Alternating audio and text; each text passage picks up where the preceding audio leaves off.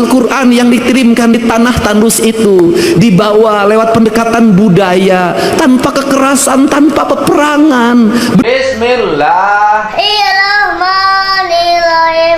Wallahu ahad, Allahu samad. Saya secara pribadi miris Pak kebangsaan saya. Assalamualaikum warahmatullahi wabarakatuh. Pidato Kang Deddy Mulyadi ngaji. Prabowo, para menteri, para ustadz pasti terkejut teman-teman melihat pidato ini. Kang Deddy jelaskan kepada para pejabat yang mana sering pergi ke luar negeri tapi rakyatnya diterlantarkan. Bukan cuma itu aja teman-teman, ya kita akan melihat ya pidato Kang Deddy ngaji di depan para ustadz ya teman-teman. Sebelum ke videonya, saya mengucapkan selamat Hari Raya Idul Adha ya teman-teman. Coba kita lihat dulu pidato Kang Deddy Mulyadi ngaji. Di tengah rakyat bergulat dengan ancaman kemiskinan dan kematian bagi kehidupan keluarganya, Bapak pergi ke luar negeri dengan berbagai argumentasi. Kalau hanya diplomasi cukup satu orang, bercerita tentang kisah Ramayana, bercerita tentang kisah Mahabharata, bercerita tentang kisah Pandawa, ada dalam sosok Dharma Kusuma, maka dicanangkanlah yang disebut dengan dua kalimat sabda. Dua kalimat sabda itu disebutnya layang zamus kalimus syada, yaitu yang diletakkan pada pikiran seorang pemimpin sebagai nilai ajaran. Nilai ajaran itu melahirkan Pandawa 5, yaitu Dharma Kusuma, Bima, Arjuna, Nakula, dan Sadewa. Lahirlah gerakan politik kebudayaan para wali, mengenalkan agama Islam lewat pendekatan kebudayaan. Lahir simbol-simbol silib, sindir, sindang, siloka, sasmita. Kenapa? Karena dia berhadapan dengan masyarakat Sunda, masyarakat Nusantara yang tidak terbiasa dengan bahasa kasar. Dia terbiasa dengan bahasa simbol, bahasa makna. Karena dia terbiasa bahasa simbol, bahasa makna, maka masuk dalam ajaran, dalam pembelajaran. Quran pun disampaikan dalam pembelajaran dan ajaran. Kemudian rasa hormatnya ditinggikan. Quran diletakkan pada sebuah derajat yang sangat tinggi, diletakkan dalam lingkungan peradaban sederhana pedesaan. Lahirlah di kita. Apa keuntungan kita? Keuntungan kita lebih dari orang Arab. Keuntungan kita lebih daripada jazirah Timur Tengah. Kenapa keuntungannya? Kita mendapat dua. Satu, kita mendapat Al-Quran sebagai sebuah produk nilai ilahiyah yang memiliki nilai estetika yang sangat tinggi. Tetapi juga kita dilahirkan pada sebuah alam pasundan yang sangat indah. Ketika Quran bercerita tentang air yang jernih di surga, ketika Quran bercerita tentang hamparan gunung yang indah di surga, ketika Quran bercerita tentang buah-buahan yang nanti ada di surga, seluruh cerita-cerita itu sebenarnya adalah realita hidup yang kita dapati. Itulah Ciwidey, itulah Cipanas, itulah Pangalengan, itu realitas dunianya. Untuk itu, karena kita sudah diberi peradaban surga yang nanti akan kita sampai surga keabadian, maka pesan saya, kalau mencintai Al-Quran, rawatlah Cipanas sebagai simbol surga kesucian. Rawatlah Ciwidey, rawatlah Pangalengan, rawatlah gunung-gunung itu yang melahirkan air yang mengalir, bak sepenggal tanah yang diturunkan dari surga. Rawatlah pohon-pohon itu, karena itu adalah alam yang digambarkan oleh Allah dalam Al-Quran. Jangan terbalik. Satu sisi kita sangat memaknai Al-Quran dan menghormati Al-Quran sebagai ayat yang tertulis, tapi di sisi lain tangan kita merusak alam, padahal itu adalah ayat yang tidak tertulis. Penyambutan Raden udah kayak presiden.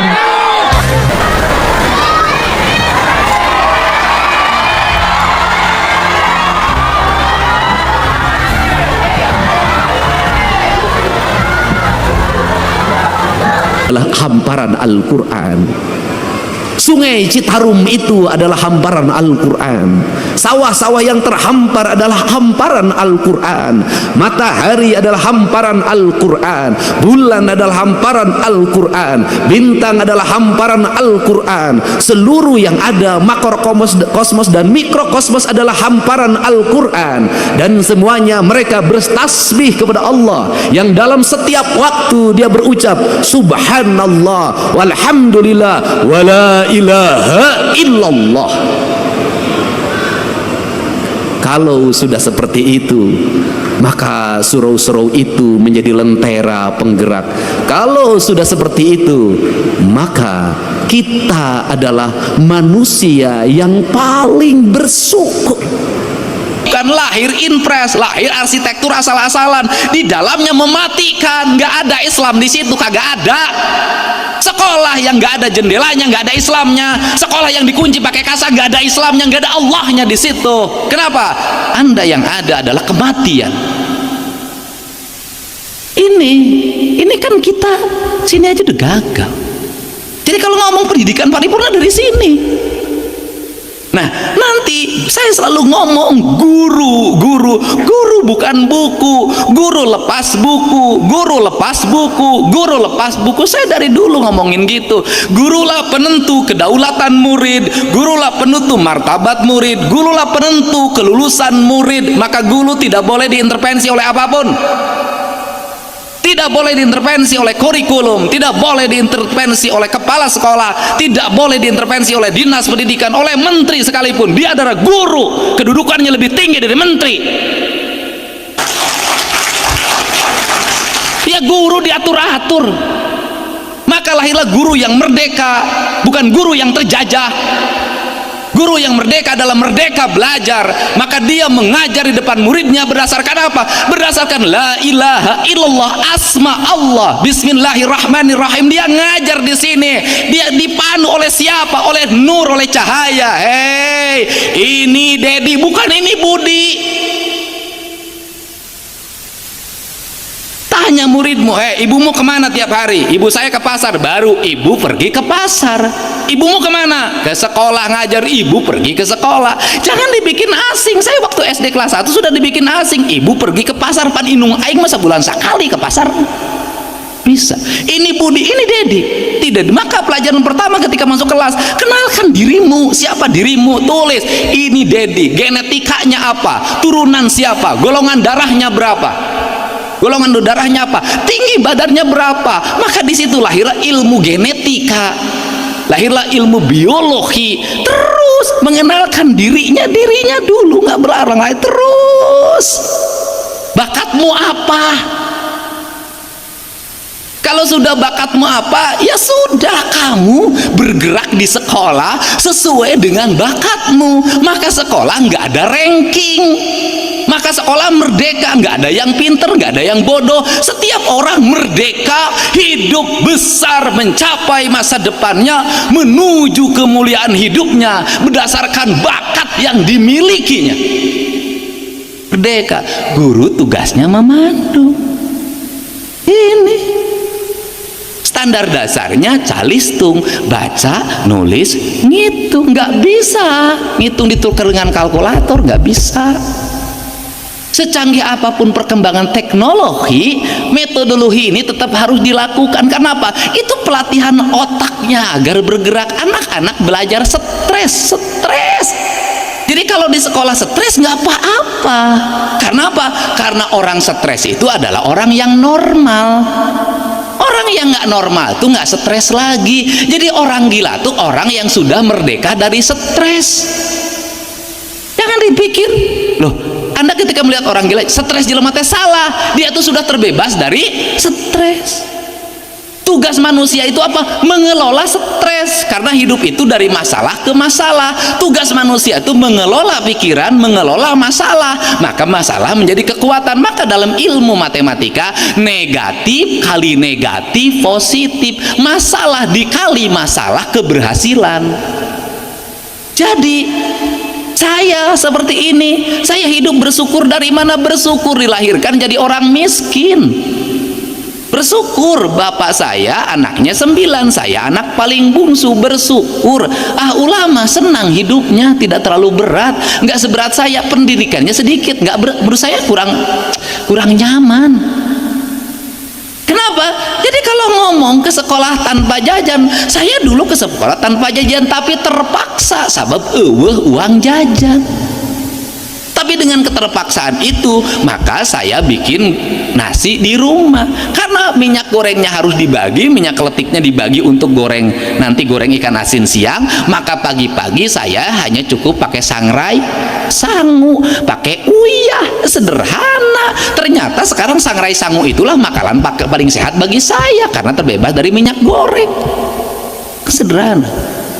Nah, konsepsi, jadi Anda tuh pendidikan tauhid, pendidikan tuh sama.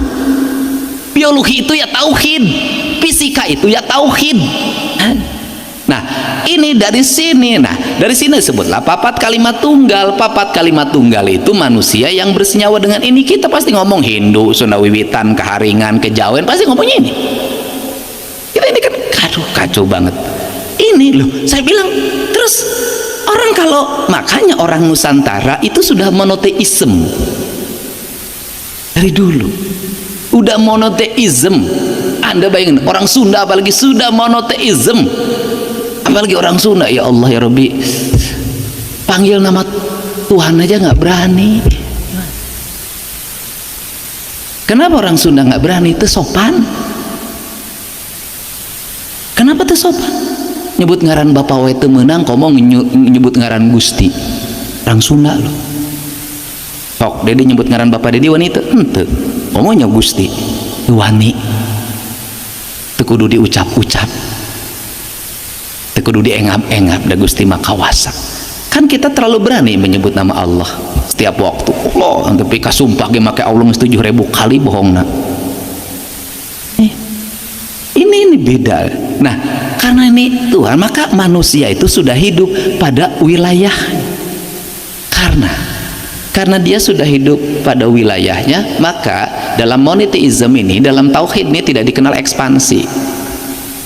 Makanya saya bilang orang Sunda itu tidak ekspansi, tidak menjajah. Dia tidak merebut wilayah orang. Kenapa? Karena sudah dididik dalam pendidikan pada leluhurnya, dia sudah hidup pada wilayah yang ditempatinya. Kebetulan subur tempatnya. Nah ini, karena ini papat kalimat tunggal, maka lahirlah persenyawaan. Karena persenyawaan itu, maka arsitektur sekolah harus senyawa. Makanan harus yang mulai mengikat dirinya dan tidak terpisah. Makanan dari lingkungannya, maka belajar makanan dari lingkungannya. Ini peradaban. Nanti bikin baju yang baju sesuai dengan lingkungannya. Saya ini pakai jas-jasan baru sekarang aja gitu loh. Dan itu pun karena malam dan dingin. Kalau siang hari nggak usah gitu loh. Nah ini pakai. Nanti kemudian bahasa, ya bahasa sesuai dengan lingkungannya. Kemudian apalagi seni sesuai dengan lingkungannya. Nah, secara otonom kalau pendidikan sudah bisa membentuk karakter bahasa manusia, makanan manusia, kemudian pakaian manusia, kemudian seni manusia, maka dia adalah manusia yang berperadaban tinggi. Karena peradaban itu mulainya dari sini. Nah, metodologi pendidikan mengajarkan pada ini. Karena mengajarkan pada ini, sebenarnya dari dulu kita sudah mulai, cuman gurunya salah menerapkan. Pasti teori sekolah itu, teori biologinya pasti metamorfosis, pasti cerita kepompong aja jadi hileud, gak berubah. Atau cerita tentang burui jadi kodok, itu aja. Padahal seluruh hidup itu metamorfosis. Maka anak-anak diajarkan analisis. Nah, ketika diajarkan analisis, anak itu nggak usah loncat jauh, seluruh analisis apa yang ada di lingkungannya. Karena analisis apa yang di lingkungannya, maka biologi itu diarahkan pada analisis lingkungan, fisika diarahkan pada analisis lingkungan, kimia diarahkan pada analisis lingkungan, matematika diarahkan pada analisis lingkungan, ilmu sosial diarahkan pada analisis lingkungan. Karena analisis lingkungan, maka anak-anak itu akan merasa bangga dalam lingkungannya, sehingga dia menepuk dada, aku orang Indonesia, aku orang Guruduk. Tidak ada sedikit pun rasa rendah diri. Apa sih problem anak-anak kita? Rendah diri. Kenapa? Karena orang tuanya mengajarkan rendah diri. Kita ini harus percaya diri, maka dibangun percaya diri. Maka saya dari awal dulu percaya diri. Ketika saya menjabat, saya nggak mau disebut bapak, saya bilang akang. Saya percaya diri dengan kalimat itu. Saya percaya diri dengan ikat yang saya pakai. Saya percaya diri dengan sampurasun yang saya ucapkan. Suatu saat semua orang akan mengikuti. Nah, kepercayaan diri harus dibangun. Nah, anak-anak kita ini ketika kelas 1 bangun kepercayaan diri, jangan dibangun rendah diri agar menjadi orang besar. Ini percaya diri. Karena kepercayaan diri. Kenapa percaya diri? Tuhannya sama. makanannya memang berbeda, tapi makanan saya lebih unggul, pakaian saya lebih unggul, apapun lebih unggul, maka bangun jiwa superioritas. Ini kenapa harus saya ngomongkan itu, karena dalam literasi Sunda itu tidak diajarkan superior. Kenapa kalimat orang Sunda ulah agul ku payung butut, konteksnya sudah berbeda, ini bersaing. Dulu homogen semua orang Sunda, sumuhun mangga hapunten abdi mah bodoh tetiasa naon beak semoal kebagian. Hari ini nggak bisa, hari ini harus agul ku payung butut, batur boga payung butut we agul, komo orang payungna alus agul, nggak bisa. Teologi berbeda, kenapa? Konteksnya berubah gitu loh. Nah ini, nah misalnya kalimat abdi mati mangga teh nggak bisa dalam konteks hari ini, nggak bisa haling sia aing diheula. Kenapa konteks ya? Nah karena konteksnya sudah berbeda, sudah berubah, maka superioritas harus dibangun, tetapi yang tidak boleh adalah kesombongan dan ekspansi, menguasai orang lain, itu yang nggak boleh. Nah teologi ini yang sekolah harus dibangun itu. Maka saya melihat dulu kita mengatakan pelajaran teh di poe Senin sampai poe Sabtu zaman dulu, saya yang merubah itu menjadi Jumat. Se-Indonesia ngikutin, pokoknya apa yang di sini sok dituturutan ke Indonesia taruhan. Sekolah 5 hari Purwakarta Indonesia pertama. Pemilihan kepala desa itu dibikin serempak di sini pertama. Setelah itu merubah ganas jadi gambar foto di sini pertama. Setelah itu berubah jadi TPS di sini pertama. Cuman bikin pemilihan kepala desa sekarang dipilih 2 jam terus dilantik, ada yang berani kecuali di sini. Nah ini, nah karena saya katakan nggak bisa sekolah Senin sampai Jumat, nggak bisa. Tadi ada yang belum lengkap Pak Purwanto. Saya bilang hari Senin itu ajak Nusantara, Talasa Jaya di Buana, Rembok mana di Sunda, Kemis Wawangi, nyucikeun diri, Sabtu Minggu betah di ini. Nah ini kan rangkaian siklus di mana sekolah itu bukan kelas. Alhamdulillah teman-teman, tadi kita sudah menyimak pidato dari Gubernur Jawa Barat Kang Deddy Mulyadi ya teman-teman. Kang Deddy ditegaskan kepada para pejabat ya teman-teman, para menteri yang mana terlalu ya berlebihan, terlalu menghambur-hamburkan dana APBN teman-teman ke luar negeri ya teman-teman, sehingga ya yang harusnya itu untuk kepentingan masyarakat, kepentingan umum ya yang dipakai hal seperti itu teman-teman ya. Ini Kang Deddy tegaskan seperti itu. Ya kita pun tadi melihat ya pidato dari Kang Deddy Mulyadi di depan para ustadz ya. Di situ ya luar biasa ya teman-teman, yang disampaikan tentang mengaji Al-Quran dan yang lainnya ya teman-teman ya, kita doakan Kang Deddy Mulyadi sehat selalu, semoga dipanjangkan umurnya ya teman-teman ya. Oke, jadi video kali ini terima kasih, sampai berjumpa video. Assalamualaikum warahmatullahi wabarakatuh.